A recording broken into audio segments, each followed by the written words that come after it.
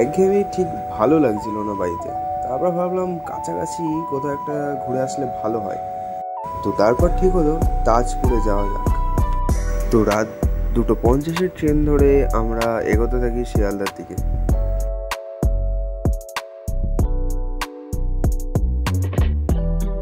তারপর আমরা শিয়ালদায় পৌঁছাই এবং শিয়ালদা থেকে আমরা যাই হাওড়ায়, যেহেতু হাওড়া থেকে আমাদের ট্রেন ছিল।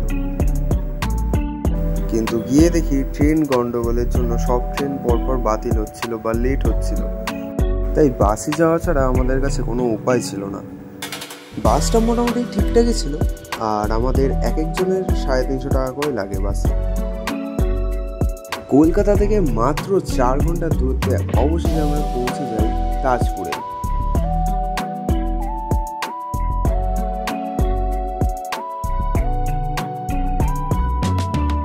বিচের একদমই পাশে আমরা যেই রিসর্টটায় উঠেছিলাম তার নাম নিউ মৌচাক রিসর্ট।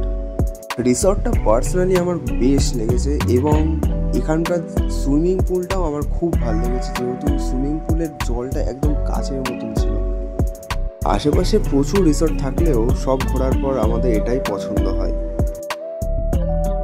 এই রিসর্টে আমাদের পার ডে 2500 টাকা করে লেগেছিল। দুপুরে লাঞ্চের পর আমরা একটু ঘুরতে যাই বিচের ধারে, আর ওয়েদারও মোটামুটি ঠান্ডাই ছিল। তারপর আমরা সেখানকার কিছু খাবার টেস্ট করি, যেগুলো মোটামুটি ভালোই ছিল। তো সেই দিনটা মোটামুটি রেস্ট আর দোলনা চড়তে চড়তেই কেটে গেল। পরের দিন আমরা চলে যাই সানরাইজ দেখতে। তারপর সানরাইজ দেখে ব্রেকফাস্ট করে চলে যাই সমুদ্রে স্নান করতে। সমুদ্রে স্নান করে আমরা চলে আসি আমাদের রিসর্টে এবং এসে দেখি সেদিন কিন্তু প্রচুর টুরিস্ট এসেছিল। মোটামুটি চাইতে এক জমজমাট পরিবেশ, মোটামুটি বেশ ভালোই আমাদের এনজয় হলো এই দুদিন। আর এই রিসর্টের খাওয়া দাওয়া কিন্তু খুবই সুন্দর ছিল। তো দুপুরে লাঞ্চ করার পর আমরা বেরিয়ে পড়ি আমাদের রিসর্ট থেকে। তো আমরা দীঘার দিকে এগোতে থাকলাম এবং যাওয়ার পথেই আমরা মোহনা দেখতে পাই। এছাড়াও সুন্দর সুন্দর ভিউ যাওয়ার পথে আমরা দেখতে পাই।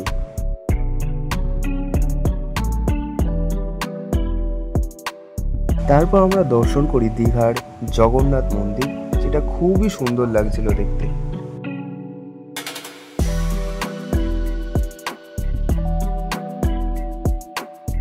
তারপর দীঘার বিচে এসে বিভিন্ন সি ফুড ট্রাই করি আমরা, কিন্তু আমি তো আবার মাছ খাই না, তাই আমি একটা চিকেন রোস্ট নিয়ে নিলাম আর বাকিরা বিভিন্ন ফিশ ট্রাই করলো। তো ঠিকঠাকই ছিল। তো আপনারা যদি এরকম একটা নিরিবিলি প্লেস খোঁজেন যেখানে লোকজনের ভিড়ভাড়টা কম থাকবে এবং কম বাজেটে ঘুরে আসতে চান, তাহলে আমি সাজেস্ট করবো তাজপুরটা একবার ট্রাই করতে পারেন। আপনারা মোটামুটি একজনের 3 থেকে 3500 টাকা নিলেই কিন্তু আপনারা সুন্দরভাবে ঘুরে আসতে পারবেন। তো আজকের জন্য এইটুকুই, বাই।